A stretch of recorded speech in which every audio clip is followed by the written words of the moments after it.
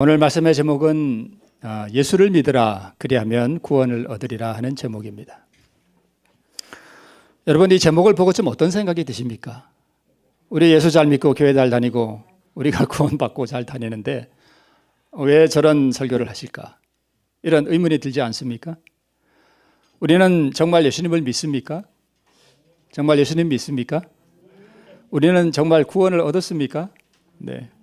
그것은 나의 추측입니까? 아니면 정말 구원에 대한 어떤 증거를 가지고 있습니까? 우리 한번 생각해 보아야 할 문제입니다. 여러분, 사실 오늘날 정말 예수를 믿고 구원을 얻어야 할 사람은 이렇게 봄날에 꽃피고 새우는 이 좋은 날에 관광버스 타고 미친 듯이 몸을 흔들어대는 우리 그런 사람들이 구원을 얻어야 할 사람들이라기보다는 사실은 우리 교회 안에 있는 사람들이 구원을 받아야 됩니다.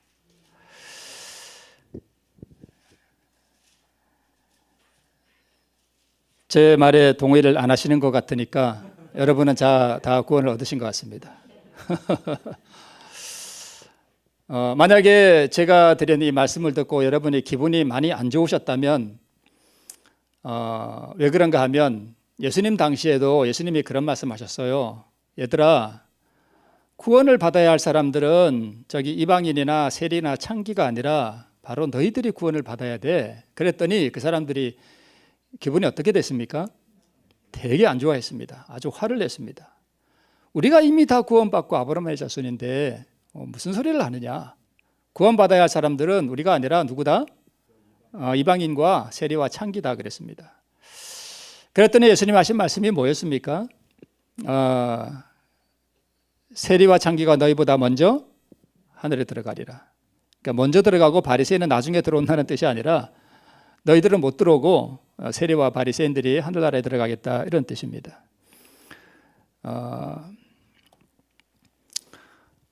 자, 오늘 이제 제목을 떠나서 오늘 본문의 말씀 우리가 교독을 했죠.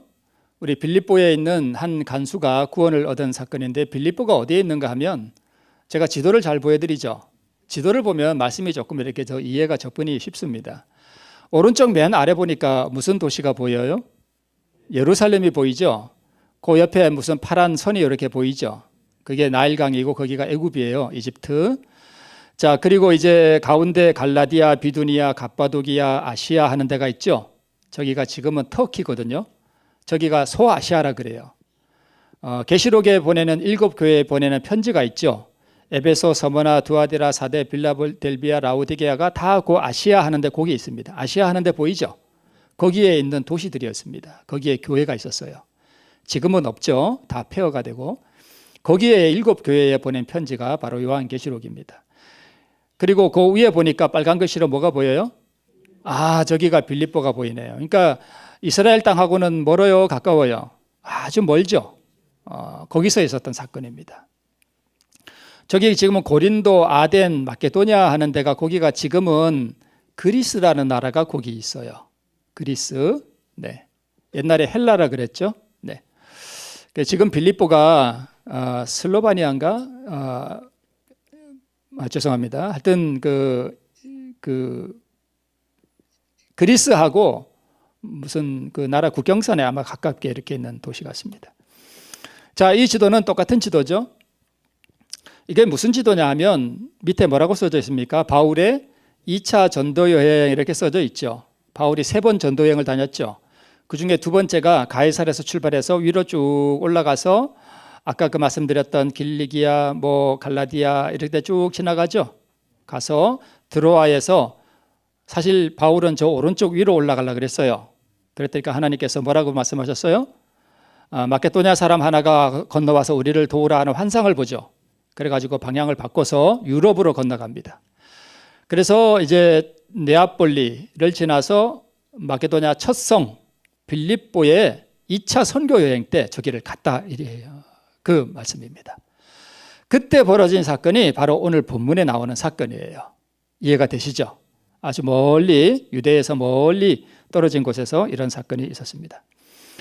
거기서 이제 바울과 실라 일행이 혹시 기도처가 있는가 하고 알아보니까 기도처가 없어요. 그래서 강가에 갔더니 누구를 만났는가 하면 루디아라고 하는 아까 소아시아 거기서 옷감 파는 장사하러 이 빌립보 성에 장사하러 온 여자가 하나 있었어요. 그게 루디아였습니다. 이 루디아가 강가에 있는 것을 보고 바울과 일행이 가서 이 루디아를 뭘 했을까요? 전도를 했습니다.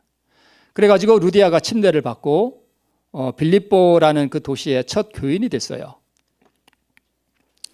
저 건물은 뭐냐 하면 그 빌립보라는 도시에 있는 루디아 기념교회입니다. 지금 있어요, 저게. 그 루디아가 침례받고 루디아의 집이 있었던 장소다 그래가지고 저기다가 저 교회를 세워놨습니다. 이해되시죠?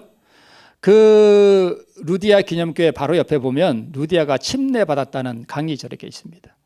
그러니까 바울과 신라 일행이 기도처가 있는가 하여 강가에 갔다 그랬잖아요. 그러니까 저 강이 약간 뭐 냇가 같은 게 보이죠? 네, 저기입니다. 그리고 여기는 바로 그 빌립보 성이에요. 지금은 뭐가 됐습니까? 다 폐허가 됐어요. 아마 저 광장에서 앞에 이게 광장 같은 게 보이죠? 뒤로는 무너진 건물 잔해가 보이고, 그죠? 저기 아마 바울이 저 광장을 다니면서 뭐 했을까요? 전도를 했습니다. 그런데 아마 저 광장 어디쯤인가에서 누가 자꾸 바울을 따라다녔는가 하면 귀신 들린 여자 하나가 쫓아다녀요. 바울을 자꾸 이제 상상을 한번 해보세요. 쫓아다니면서 뭐라고 얘기하는가 하면 이 사람들은 구원을 얻는 예수 그리스도를 전파하는 그 구원의 도를 전파하는 사람들이다 이렇게 소리치면서 계속 날마다 쫓아다니는 거예요. 근데 귀신이 왜 그런 얘기를 했는가 하면 진리를 말했잖아요. 왜 그런 얘기를 했는가 하면 자기는 뭐가 들리는 귀신 들렸잖아요. 그러니까 귀신 들린 자기하고 바울을 뭐 취급하려고 같은 류의 취급하려고 일부러 그런 거예요. 그러니까 바울이 괴로우니까 이 귀신을 쫓아냈습니다. 바로 저 광장 어디쯤에서 그랬을지도 모릅니다. 우리는 약 2000년의 시간을 거슬러 올라가서 저기서 바울이 귀신을 쫓아내는 장면을 상상해 볼 수 있습니다. 그렇죠? 그랬더니까 이 귀신 들린 여자는 어떤 여자였는가 하면 귀신이 들려가지고 점을 치는 여자였어요. 오늘 본문의 말씀 사도행전 16장에 보면 이 얘기가 다 나와요. 그래서 주인에게 점을 쳐가지고 주인에게 돈을 벌어주는 여자였는데 이제 귀신이 떠났으니까 뭘 못 치는 거예요? 점을 못 쳐요. 그러니까 주인이 뭐가 떨어진 거예요? 수입이 떨어진 거예요. 열받잖아요. 그래가지고 온 성 사람을 소동을 시켜가지고 이 사람이 유대인인데 우리 헬라 사람들이 받지도 못할 도를 전한다 이렇게 하면서 이 사람들을 잡아가지고 소송을 걸었습니다. 그래가지고 이 사람들이 이제 이 바울 일행을 뭘 했는가 하면 매를 많이 때렸습니다. 아주 그냥 피가 많이 나도록 엄청 맞았어요. 그래가지고 요 성 광장이 보이죠? 요 바로 맞은편에 보면 뭐가 보이냐면 바로 요게 있어요. 이게 바울과 신라가 갇혔던 감옥이라고 전해지는 곳입니다. 저는 이제 선교 성지 연수할 때 저기를 이제 가봤거든요. 저 감옥이 깊지 않아요, 별로. 그런데 성경 본문에 보면 깊은 옥에 가뒀다 그랬어요. 근데 저기인지 아닌지는 우리가 알 수는 없지만 사람들이 저기가 바울과 신라가 갇혔던 감옥이다 이렇게 전해집니다. 네. 자. 많이 맞고 이 감옥에 갇혀서 이제 바울과 신라가 밤중에 찬미를 불러요. 그게 오늘 본문의 시작이죠. 그런데 진실로 그리스도와 그의 의를 소유한 사람에게서 많이 흘러나올 수 있는 그 감사와 찬미 이런 것들이 그 감옥에 갇히고 많이 매를 맞고 이러한 열악한 환경에서도 흘러나온 것을 볼 수 있습니다. 자, 시대서방에 이런 말씀이 있네요. 온유한 자는 복이 있다. 우리가 만날 수밖에 없는 어려움들은 그리스도 안에 숨은 온유함으로 말미암아 많이 면할 수 있다. 만일 우리가 우리 주의 겸비를 가졌다면 날마다 겪는 냉담과 거절과 괴로움을 극복할 것이며 이런 것이 심령에 음울함을 끼치지 못할 것이다. 그리스도인의 고결성에 대한 최고의 증거는 자제이다. 자, 우리가 겪는 일들, 사람들이 나를 쌀쌀맞게 대해, 그리고 나를 무시해. 그래서 우리 마음이 괴롭죠. 그죠? 억울한 일을 당할 때 참 마음이 괴롭죠.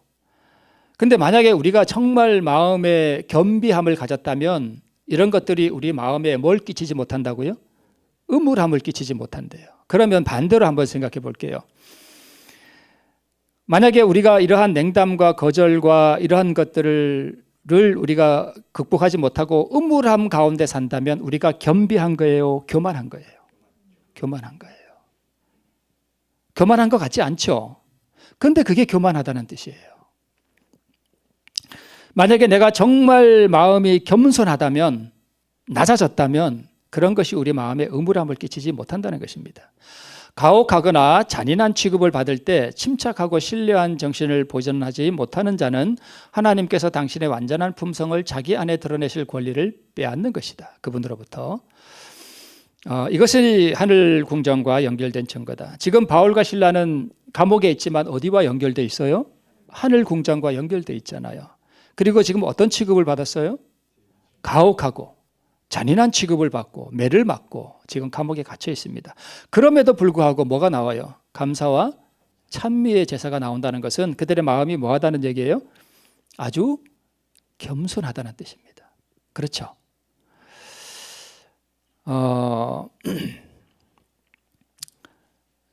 그러니까 바울과 실라는 사실 죽었다는 뜻이에요. 그죠? 자아에 대해서. 그래서 다메섹 도상에서 바울은 죽었죠. 날마다 자기 자신에 대하여 죽음으로 사람들이 자기에게 가혹한 취급을 하고 잔인하게 대우할 때에도 바울은 그들이 주는 그 사단의 편지를 가지고 그 사람들에게 말대답하지 않고 어디로 가는 거예요? 하나님의 전에 올라가는 거예요. 그죠? 하나님의 전에 올라가니까 하늘 궁정과 연결된 거 아니에요. 그죠? 그러면 그 사람들이 나에게 잔인한 대우를 한다고 해서 복수할 마음이 생겨요? 안 생겨요? 안 생겨요. 그게 그리스도인이에요. 그죠? 제가 오늘 왜 여러분에게 정말 우리가 예수님을 믿느냐라고 물어본지 여러분 아시겠습니까? 정말 우리가 예수를 믿는다면, 그리고 예수를 믿고 우리가 정말 나에 대하여 죽고 우리가 정말 겸비해졌다면 그런 것들이 우리에게 음울함을 끼치지 못한다는 거예요. 이해되시죠? 그러니까 만약 우리가 그런 것들 때문에 복수의 어떤 마음을 품고 이게 어떤 그 칼날을 우리가 가슴에 품고 살아간다면 우리는 예수님을 믿는 그리스도인이 아니라는 거예요. 그래서 이 관광버스에 춤추는 여자들 여러분 상상되시죠? 막걸리 한잔하고 그죠? 조화를 하고 춤추는 사람들이 구원받아야 할 사람들이기도 하지만 진짜 구원받아야 할 사람들은 바로 교회 안에 있는 사람들이에요. 교회 안에 얼마나 문제가 많습니까? 서로 상처 주고 상처받고. 참된 그리스도인은 상처를 주지 않습니다. 남에게. 남의 가슴을 아프게 하지 않아요. 공중 앞에서 사람을 무시하고 수치를 주고 그렇게 하지 않습니다. 진짜 그리스도인은. 그리고 진짜 그리스도인은 설사 그런 대우를 받더라도 상처받지 않습니다. 왜요? 죽었기 때문에. 예수님의 심장을 가졌기 때문에 그렇습니다. 그래서 우리가 지금 교회 안에서 살아가는 모습을 보면서 우리가 정말 나는 예수를 믿는 사람인가? 예수를 믿으라 그리하면 구원을 얻으리라 하는 이 말이 정말 필요한 사람은 오늘날 예수 믿는다고 교회 다니는 사람이에요. 이해가 되시나요? 네. 저도 우리 유대겸 목사님 그 나긋나긋한 말을 좀 닮아야 되겠다 했더니 자꾸 그런 게 나오려고 그러는 것 같아요. 좀 어색하네. 나도 모르게 나오는 것 같아요. 자,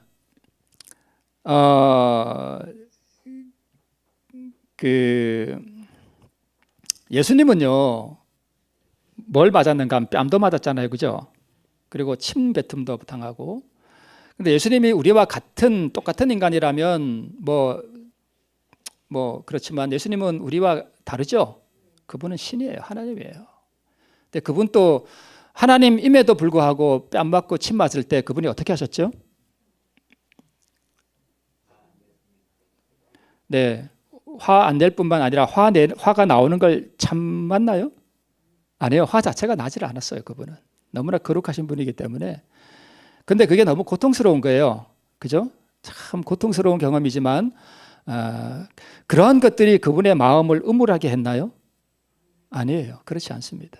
그래서 우리가 예수님을 닮으면, 우리가 정말 예수님을 믿으면 예수님처럼 됩니다.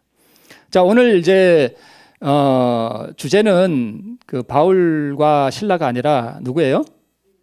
빌립보 감옥의 간수예요. 그래서 우리 그 부분을 좀 보겠습니다. 이제 이게 아까 뭐라 그랬습니까? 자, 우리 믿음을 가집시다. 이게 바울과 실라가 갇혔던 그 감옥이에요. 근데 바울과 실라가 감옥에서 기도하고 찬미하고 있는데 갑자기 뭐가 났어요? 큰 지진이 나고 터가 막 흔들리고 그 옥문들이 척허덩하고 다 열리고 그 옥새를 이렇게 딱 채워놨는데 그게 다 뭐예요? 풀려버렸어요. 그래서 간수가 이렇게 자다가 놀래가지고 깨어서 일어나다 보니까 옥문들이 다 열렸어요. 그리고 막, 자, 이제 상상이 되시죠?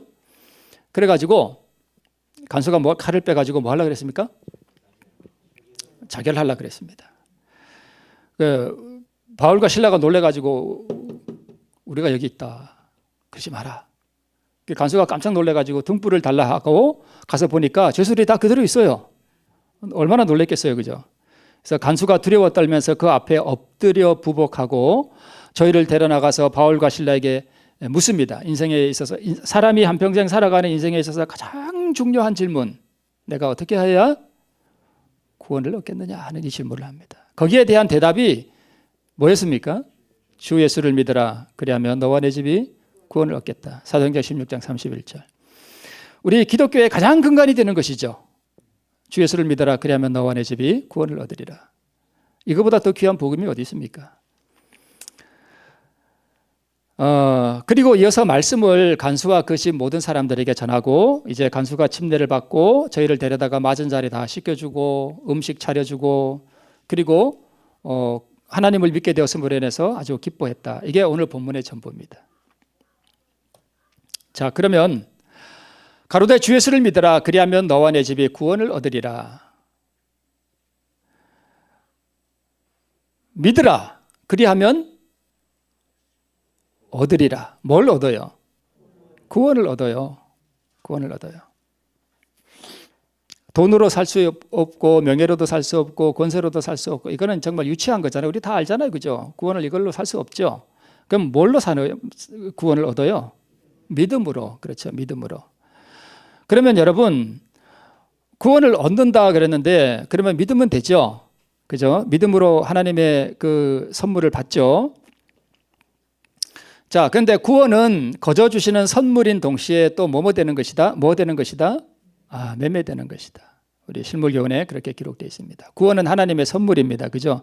그런데 동시에 또 하나님께 내가 뭘 주고 뭐 하는 거예요? 사는 거예요. 자, 매매가 뭡니까? 매매할 때 앞에 매자는 산다는 뜻이죠. 값을 지불하고 사는 거죠. 인간 편에서. 하나님 편에서는요, 대가를 받고 파는 거예요. 하나님은 구원을 파는 거예요.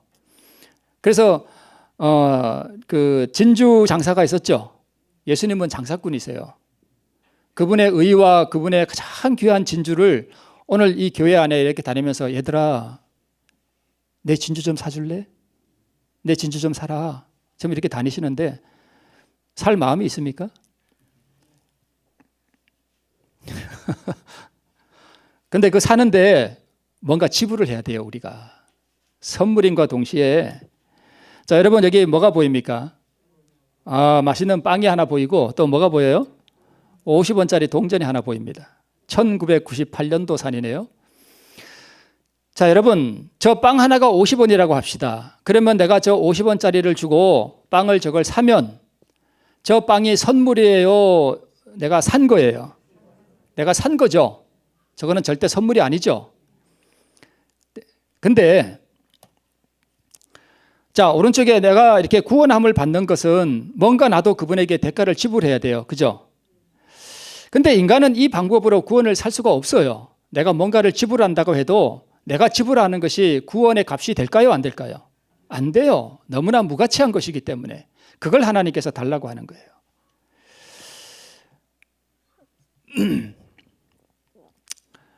그런 면에서 구원은 절대적으로 선물입니다. 그죠?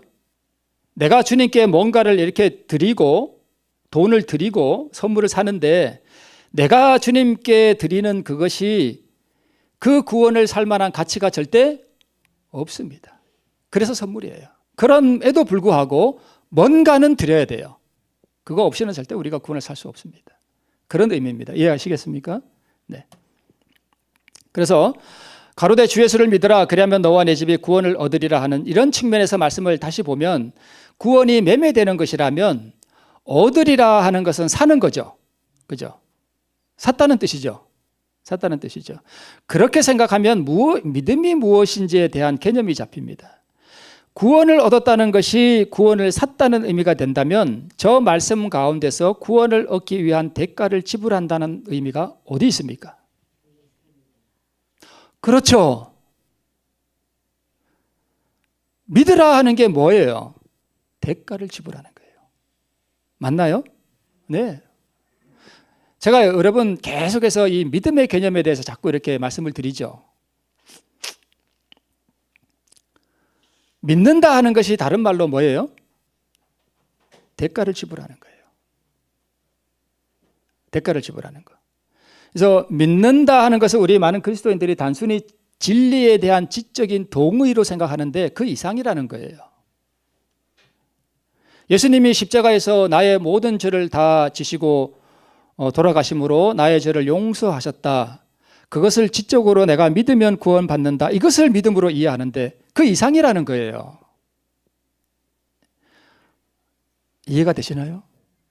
그냥 내가 가만히 앉아서 지적으로 주님, 주님이 저의 모든 죄를 지고 십자가에서 죽으셔서 저를 구원하셨다는 거 제가 믿습니다. 이거 이상이라는 거예요.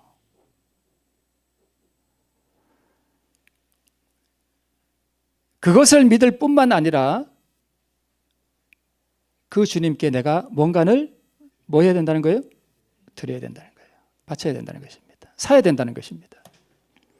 자기의 소유를 다 팔아 그 밭을 샀다. 농부는 뭘 지불했어요? 대가를 지불했습니다.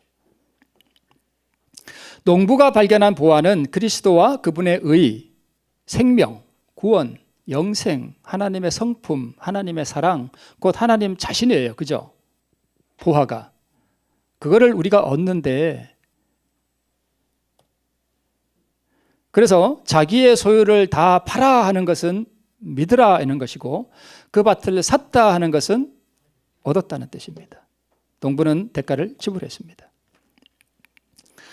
간수는 바울과 실라가 기도하고 찬미할 때 호련히 큰 지진이 일어나고 옥터가 크게 흔들리고 옥문들이 열리고 죄수들이 메인 것이 다 풀어진 것을 보았습니다. 기도하고 찬미할 때 그런 일이 일어났습니다.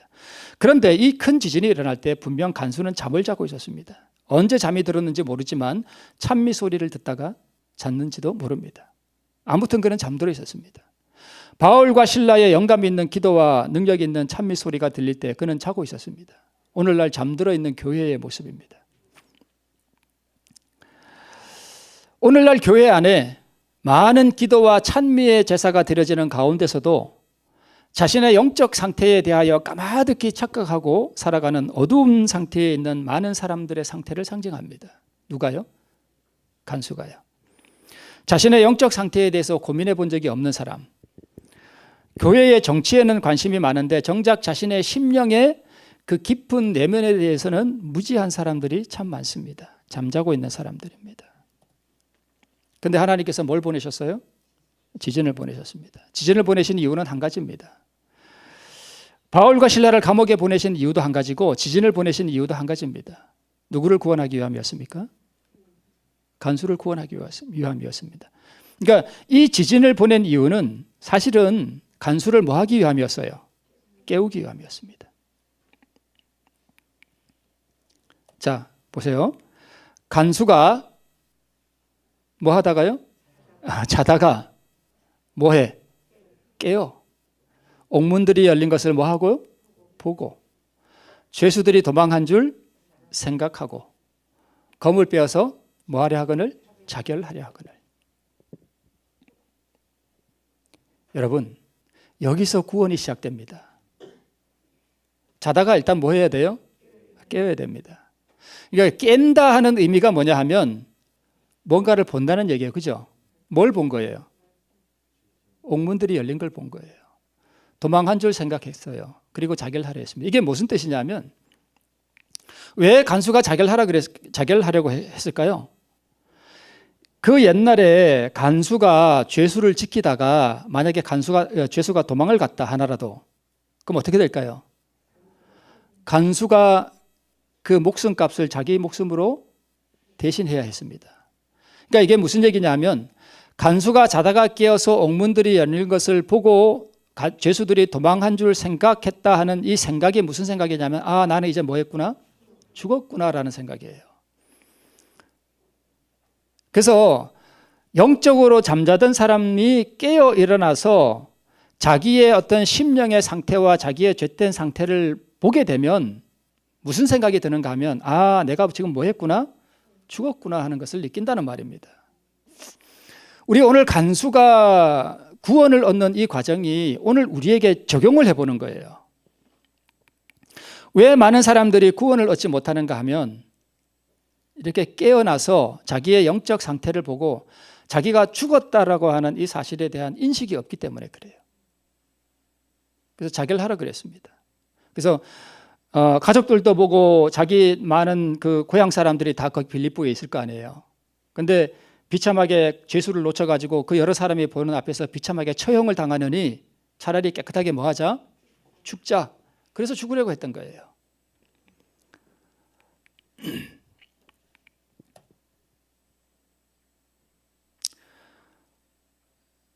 간수의 인생이 송두리째 무너졌습니다. 감옥의 터가 흔들릴 때에 간수의 삶의 터가 흔들리고 무너졌습니다. 모든 희망과 소망의 끈이 끊어지고 막다른 곳에 다다른 것이에요. 삶이 완전히 무너져 내렸습니다. 그래서 그는 그의 삶을 포기하려고 했습니다. 삶이 끝났기 때문입니다. 터가 무너질 때 인생들이 느끼는 곤고함을 의미함과 동시에 하나님 앞에 죄인됨을 깊이 인식하는 사람, 자신의 타락상을 깨닫고 하나님 앞에 소망이 없는 죄인의 절박한 상황을 잘 묘사해 주는 것이 바로 이 말씀입니다. 깨어, 보고, 생각하고 자결하려 하거늘. 사람이 영적 잠에서 깨어 일어날 때 나타나는 현상이 바로 이러한 현상입니다. 오호라 나는 공고한 사람이로다. 이 사망의 몸에서 누가 나를 건져내려 하는 그 고뇌의 부르짖음 같은 것을 이 간수가 지금 경험하는 것입니다.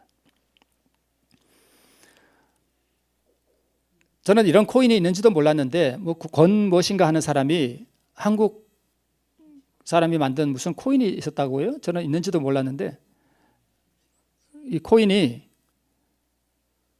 여러분 뉴스 보셔서 아시죠? 어떻게 됐습니까? 지금 가치가 완전히 제로가 됐습니다. 어떤 사람은요, 자기가 한 코인당 정확하게 제가 기억은 못하겠습니다만 한 코인당 무슨 118달러인가? 어제 이제 그게 오늘 내 코인이 한 코인에 예를 들어서 한 118달러구나 하고 여행을 갔다 왔는데 가서 보니까 뭐가 됐어요? 제로가 됐어요. 어떤 사람은 그러니까 루나 코인이 하루 만에 258조 원이 증발을 했다고 합니다. 그러니까 어떤 사람은 뭐 수백억을 그냥 날린 사람도 있대요. 어떤 사람은 평생 모은 전 재산을 날린 사람도 있습니다. 그러니까 이 간수가 자결하려고 했던 이것이 그래서 지금 보이는 이 문자는 작년에 그 암호화폐 비트코인이 이렇게 폭락했을 때에 갑자기 이렇게 그 신변비관에서 자살하는 사람들이 많다 이런 문자가 경찰들한테 왔다는 그 내용이에요. 밑에 보이시죠? 근데 위에 보면 암호화폐 폭락에 마포대교 검색일 급증했대요. 사람들이 마포대교를 검색한다는 거예요. 왜 검색할까요? 마포대교 뭐 놀러 가려고 그럴까요? 죽으려고 마포대교를 검색한다는 거예요. 그러니까 마포대교 검색어가 평소에 한 200회였는데 갑자기 이 코인이 폭락하고 난 다음에 뭐 700회, 800회 검색이 이렇게 올라가는 거예요. 그러니까 경찰들이 긴장을 한다는 그 내용이 뉴스에 떴습니다. 그러니까 인생의 막다른 골목에 다다랐을 때 더 이상 삶에 대한 소망이 끊어진 경험을 간수가 한 거예요. 모든 것이 무너진 것입니다. 자, 여러분 이 그림 이해하시죠? 간음하다 잡힌 여인이에요. 이 여인은 인생의 터가 완전히 무너졌습니다. 어떠한 희망도 없고 더 이상의 어떤 피할 곳도 없는 막다른 골목에 다다른 한 여인의 체념하는 모습이 지금 저 그림 속에 보이고 있습니다. 저 여자가 지금 뭘 생각할까요? 죽음을 생각하고 있습니다. 아, 나는 이제 곧 뭐 하겠구나? 죽겠구나. 얼마나 아플까? 그러면서도 모든 것이 이제 다 체념된 상태예요. 삶에 대한 희망이 전혀 없습니다. 그런데 여러분, 희한하게 그녀가 죽음을 생각하는 그곳에서 구원이 시작됩니다. 여러분, 구원이 언제 시작되는가 하면 죽음에서 시작돼요. 참 희한하죠? 새 생명이 어디서 시작되죠? 하늘의 씨가 땅에 떨어져서 그 씨가 뭐 할 때요? 죽을 때에 새 생명이 시작돼요. 싹이 터 나옵니다.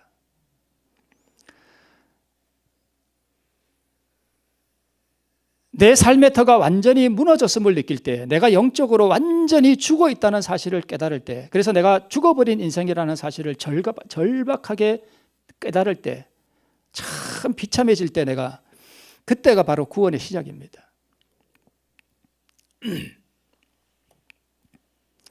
길가에 떨어져 밟힌 마른 나뭇잎처럼 버려진 인생들의 모습이 성경에 많죠.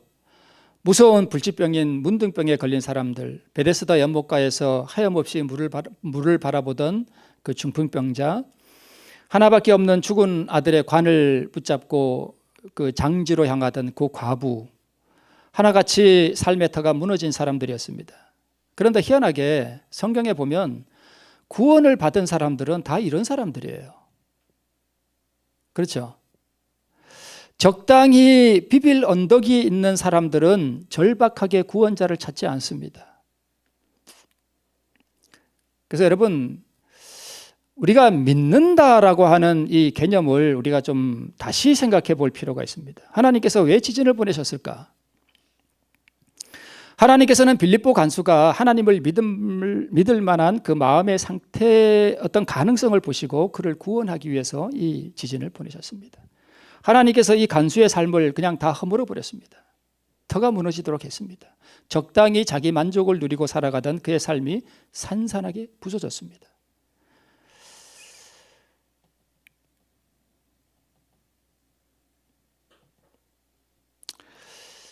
그래서 간수는 구주를 찾을 수 있는 마음의 상태가 된 것이었죠. 간수가 등불을 달라고 하여 여러분 성경 보십니까? 성경 읽으셔요? 내가 성경을 안 본다 하는 이야기는 죽었다는 뜻입니다. 그러니까 이 등불을 달라고 한 이 뜻이 뭐냐 하면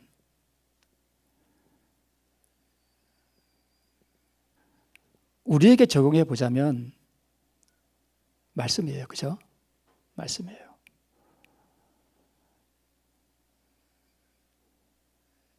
이 간수는 등불을 들고 들어가서 무엇을 보았는가 하면 하나님의 영광을 봤습니다. 무슨 뜻이냐고요? 이 간수는 등불을 들고 들어갔을 때에 도망쳤을 것으로 생각했던 바울과 실라와 죄수들이 그대로 있는 것을 보았습니다. 그게 하나님의 영광이었습니다. 아, 하나님을 믿는 사람들은 어떻구나? 아, 이렇구나. 아, 하나님을 믿는다는 것은 이런 것이구나 하는 것을 보았다는 것입니다.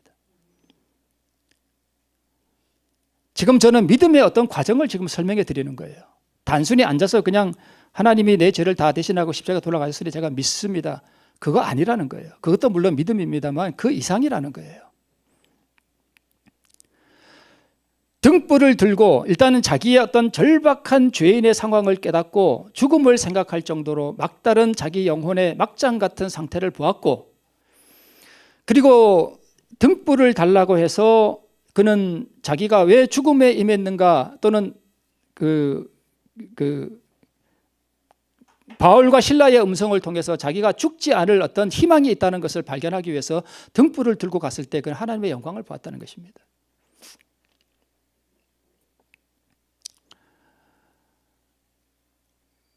내가 집에 가서 성경을 연구하고 성경에서 이 하나님의 영광과 그분의 구원과 그분의 의와 그분의 생명을 발견하기 위해서 성경을 펴서 연구하고 읽고 거기서 뭔가를 찾기 위해서 내가 부지런히 탐구하지 않는다는 얘기는 무엇을 의미하겠습니까? 그것이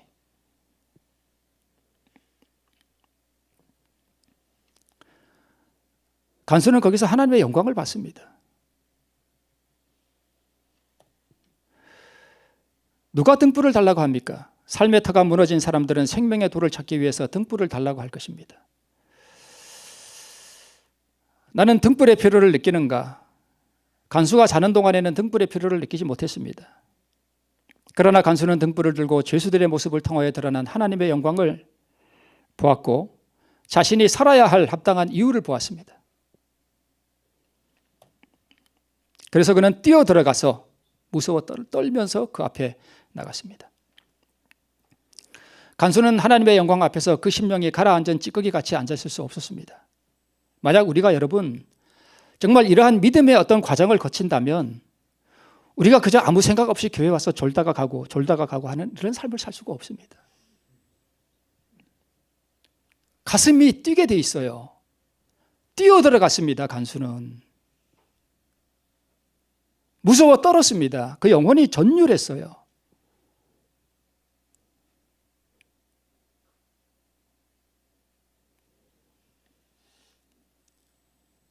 여러분, 올해 농사 한 해 잘하는 것이 중요합니까? 구원받는 것이 중요합니까? 구원받는 게 중요하죠. 올해 고추 농사 잘하는 게 중요해요? 내가 구원받는 게 중요해요? 구원받는 게 중요해요. 근데 그러면 내가 구원받기 위해서 말씀을 탐구하는데 더 정성을 기울이나요? 고추밭에 가서 고추 농사하는 걸 더 중요하게 여기나요? 다 네. 제가 이건 준비했던 말씀 아닌데 한 가지 말씀드릴게요. 제가 이제 우리 동종하나교 목사님들하고 부산에 그 세계로 교회인가 무슨 교회가 있어요.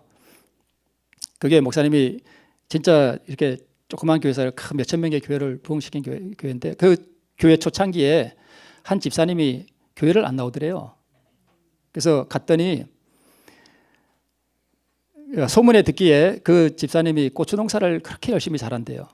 그래서 진짜 갔더니 그 집사님 고추밭에 갔더니 고추가 얼마나 잘 익었는지. 그래서 목사님이 어떻게 했냐면 그 고추를 다 뽑아버렸습니다. 진짜예요. 다 뽑아버렸어요.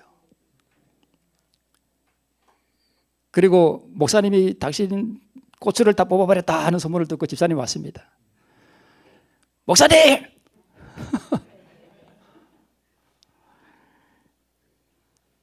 목사님이 혼난 게 아니라 목사님이 그 집사님을 혼냈습니다. 당신 말이야. 뭐가 중요하냐 말이지, 뭐가.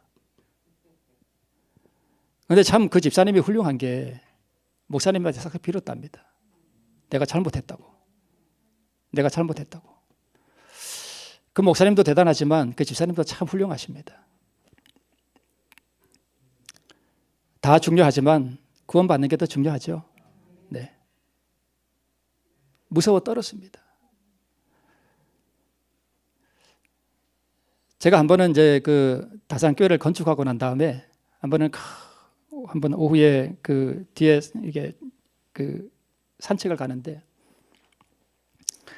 거기 창고 같은 데서 사람들이 이렇게 냉장고 갖다가 이렇게 헌 냉장고 갖다가 수리해가지고 뭐 어디 뭐 팔고 그러나 봐요. 그걸 지나가면서 보는데 그 냉장고를 움직이고 싣고 오고 가고 하는 사람들 그걸 이렇게 바라보는데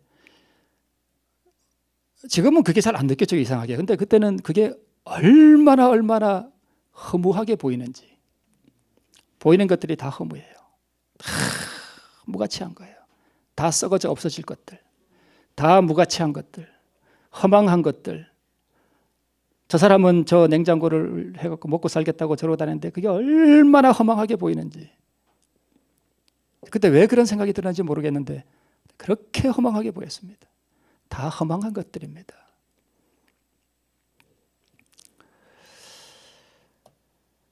바울과 실라 앞에 뭐 했습니까?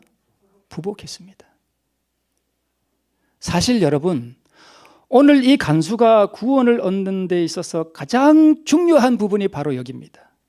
이것이 핵심입니다. 바울과 실라 앞에 뭐 했습니까? 부복했습니다. 부복했다는 얘기는 이게 바울과 실라 앞에 부복한 거예요? 하나님 앞에 부복한 거예요? 하나님 앞에 부복한 거예요. 이 부복했다는 게 여러분, 제가 이런 하여튼 프로스 뭐라고 말해요. 근데 프로스라는 뜻은 뭐뭐에게로 뭐뭘 향하여라는 뜻이고 픽토라는 뜻은 이 두 가지 합성 단어거든요. 부복했다는 얘기가. 픽토라는 말은 죽임을 당하다, 죽다라는 뜻이에요. 그러니까 이 간수는 지금 하나님의 영광을 목도하고 나서 자기의 비참한 어떤 그런 상태를 목도하고 나서 바울과 실라 앞에 나와서 지금 뭐 한 거예요? 죽은 거예요. 하나님 앞에 산산이 그 마음이 부서진 거예요. 아까는 자기 삶의 터가 무너졌는데 이제는 뭐가 무너진 거예요? 자기 가슴이 무너진 거예요. 하나님 앞에. 하나님의 영광 앞에.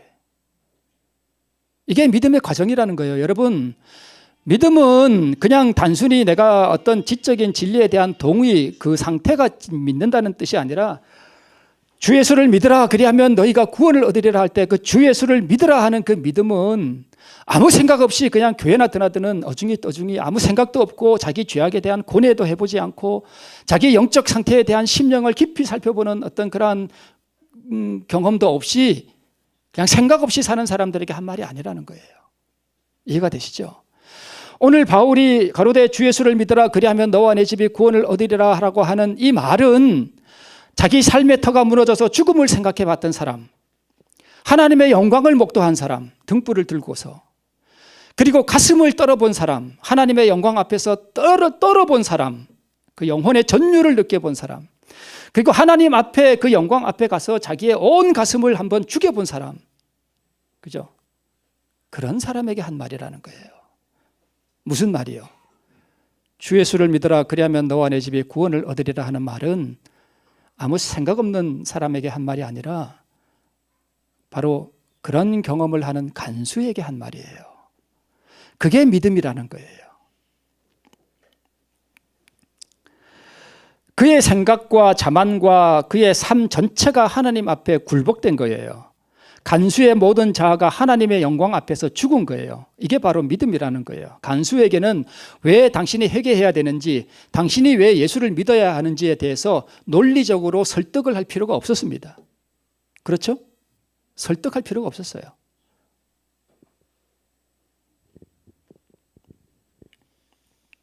하나님 앞에 엎드러지는 거. 구원 얻는 믿음이란 무엇인가? 그것은 인간의 자아가 하나님의 영광 앞에서 엎드러지는 것입니다. 이것이 바로 주 예수를 믿으면 하는 말씀의 의미입니다. 간수가 등불을 달라고 하며 뛰어들어가 무서워 떨며 바울과 실라 앞에 부복하고, 이게 핵심이에요.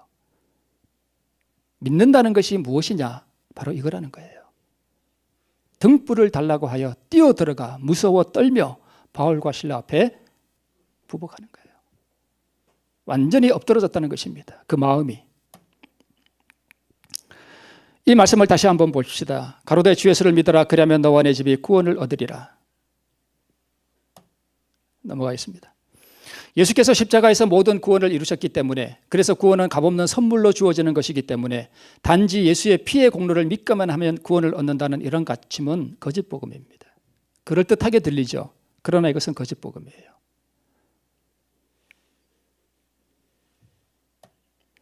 자기와 그 권속이 다 침례를 받았습니다.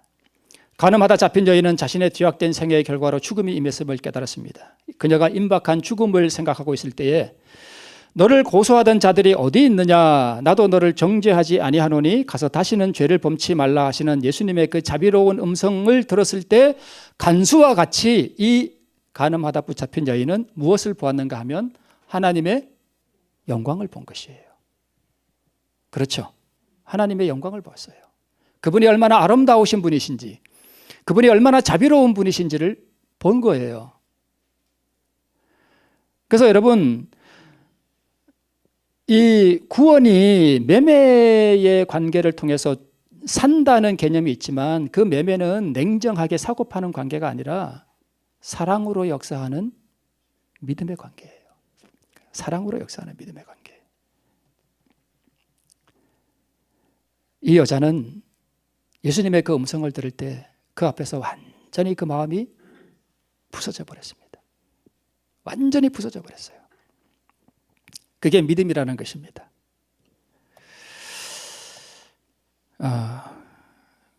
그리고 씻기고 음식을 차려주고 이것은 그 후에 일어난 일이죠. 구원받은 사람들이 어떻게 살아가느냐 하는 것을 지금 보여주는 거예요. 내가 잘못한 사람에게 가서 그 상처를 뭐 해줘야 돼요? 씻겨주는 게 그게 믿음이에요. 이런 것을 다 포함하는 게 믿음이에요. 내가 상처 준 사람에게 가서 정말 진심으로 용서를 비는 것, 그것이 정말 믿는 사람에게서 나타나는 증표입니다. 맞습니까? 맞아요.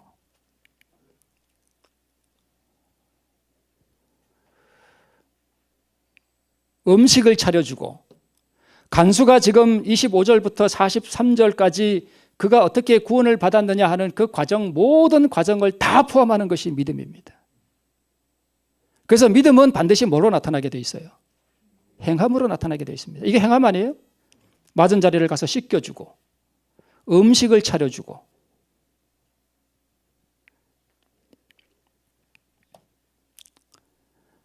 예수를 믿으라. 그리하면 구원을 얻으리라. 그리스도와 함께 죽으라. 믿으라 하는 이야기는 그리스도와 함께 죽으라. 자기 십자가를 지고 나를 따르라. 자기를 부인하라. 원수진 인간을 사랑할 수 있도록 그 미움을 하나님께 드려라. 억울한 감정, 내가 포기하면 죽을 것 같은 그 감정을 포기하고 주님께 드려라 하는 이런 모든 것들을 다 포함하는 것입니다.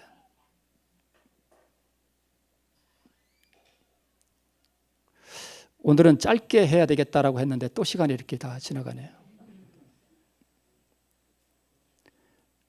제가 짧게 어떤 간증 하나 말씀드릴게요. 어떤 집사님이 미국에 가서 집회를 하는데 거기에 어떤 중환자가 왔어요. 그래서 상담을 하는데 집사님, 저는 오늘 제가 온 것은 이렇게 병을 치료받기 왔는데 그러면서 자기 형편을 이렇게 얘기하는데 서울에 명문대를 나오고 남편과 함께 명문대를 나오고 미국으로 도미해서 미국에서 아들, 딸 찾고 이제 낳고 잘 사는데 어느 날 자기 친구가 이 여자한테 와서 그러더래요. 예, 너 남편이 지금 딴 여자하고 있어. 그러더래요. 쫓아가서 보니까 이 자기 남편이 딴 여자하고 있는 거예요. 가슴이 무너지죠. 간수의 경험을 한 거예요. 그래서 6개월을 지켜봤대요. 근데 계속 그 짓을 하더래요. 그래서 6개월 후에 그 남편 짐을 다 싸가지고 밖에 내놨대요. 근데 그 남편이 들어와서 여보 내가 잘못했어 이럴 줄 알았는데 가방을 쏙 들고 그냥 가버리더래요. 그 여자한테 가버린 거예요. 그 뒤로부터 불면증이 오고 온몸에 병이 들기 시작했습니다. 왜요? 가슴에 뭐가 생기니까 그 한이 맺히는 거예요. 한이 맺혀가지고 이 얘기 들어보신 분이 있을 거예요. 그러니까 제가 이렇게 그동안 몸이 아파가지고 여기 집회에 와서 좀 병도 고침을 받고 싶었는데 내가 못 온 이유가 있다. 왜냐하면 이 집회에 오면 나보고 뭐 하라 할까 봐, 원수를 사랑하고 용서하라 할까 봐 나는 그 인간 절대 용서 못합니다. 그러니까 나는 그 인간을 절대 용서 못하니까 나는 병을 치료하러 왔지 나보고 절대 뭐 원수를 용서하라 이런 말 하지 마세요 그러더래요. 그래서 알았다고. 이제 그리고 이 집사님이 계속 이제 예수님의 사랑에 대해서 설교했는데 이분이 어느 날부터 울기 시작하더래요. 자꾸 울더니 어느 날은 이제 다들 이제 집회가 끝나고 아침에 집회 끝나고 다들 식사하러 갔는데 이 여자가 안 보이더래요. 그래서 이제 이제 말씀을 전하는 강사도 이제 식사를 하고 이렇게 나왔는데 집사님이 이렇게 왔더래요. 왔는데 보니까 얼굴이 너무 평화롭더래요. 이제 어떻게 됐냐 했더니까 자기가 남들은 식사하러 갔을 때 방 안에 홀로 들어가서 투쟁을 한 거예요. 기도로 투쟁을 한 거예요. 내가 저 인간을 용서할 것인가? 하나님의 이런 놀라운 사랑을 내게 부어주셨는데 투쟁하는 과정에서 그게 보이더래요. 자기도 명문대 나왔으니까 남편한테 고분고분 할까요? 안 할까요? 안 해요. 남자들은요 고분고분한 여자 좋아하거든요. 근데 배웠다고 뻣뻣해가지고 뭐 그러니까 그런 남자 누가 좋아? 그런 여자 누가 좋아해요? 그죠? 그러니까 자기가 얼마나 도도하게 했는지, 자기가 얼마나 남편을 힘들게 했는지. 전에는 자기 남편의 허물만 보였는데 이제는 뭐가 보이는가 하면 자기 허물이 보이는 거예요. 진짜 변화된 그리스도인은요 남의 허물이 보이는 게 아니라 자기 허물이 보여요. 그래가지고 이 여자가 그 아침에 기도할 때 완전히 하나님 앞에 엎드러진 거예요. 두려워 떨며 등불을 달라 하고요, 뛰어 들어가 떨며 바울과 실라 앞에 부복하는 경험이 바로 그런 거예요. 하나님 앞에 완전히 내려놓고 하나님께 그걸 드린 거예요. 그죠? 이 여자는 제가 뭘 드리는, 여러분 하나님께 구원을 사기 위해서 뭘 값을 지불하는지 아시죠? 제가 그동안 말씀드려서 이 여자는 뭘 드린 거예요? 하나님 앞에 원수 맺은 그걸 드린 거, 원한 그 한을 드린 거예요. 그죠? 그 미움, 용서하지 못하는 그 정신을 주님께 드린 거예요. 예수님은 그걸 달라는 거예요. 그러면 내가 뭘 줄 테니? 구원을 줄 테니 너 그거 가지고 있으면 너 죽어. 그걸 나에게 줘. 그게 구원의 값이에요. 그죠? 돈이 아니라. 그죠? 그래서 그 여자가 그렇게 하나님 앞에 구원을 받은 그런 경험들이 있습니다. 원수 맺은 거 저거. 그죠?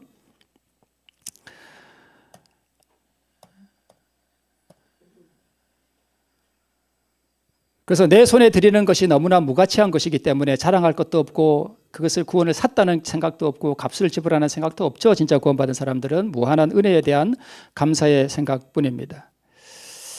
이런 사람들이 다 그렇습니다. 비빌 언덕을 치워버리시는 하나님, 마음을 물같이 쏟게 하시고 자신의 무가치함을 깨닫고 모든 자아가 하나님 앞에 엎드러지게 하시려고 하나님께서 이렇게 하십니다. 이제 마지막입니다. 그러므로 예수를 믿는다는 것은 한마디로 정리합니다. 성령을 통하여 자신의 무가치함과 죄성을 깊이 느끼고 번민하는 영혼이 하나님의 거룩하심과 영광을 목도하고 그 앞에 자아가 온전하게 엎드러지는 경험을 할 때 겸비하게 낮아진 그 영혼에게 하나님께서 그리스도의 의를 선물로 주시는 것입니다. 이게 바로 믿음이라는 거예요. 단순히 지적 동의가 아닙니다. 오늘 이 간수의 경험을 통해서 이 경험 가운데로 깊이 나가시는 우리 모두가 되시길 바라면서 말씀을 마치겠습니다.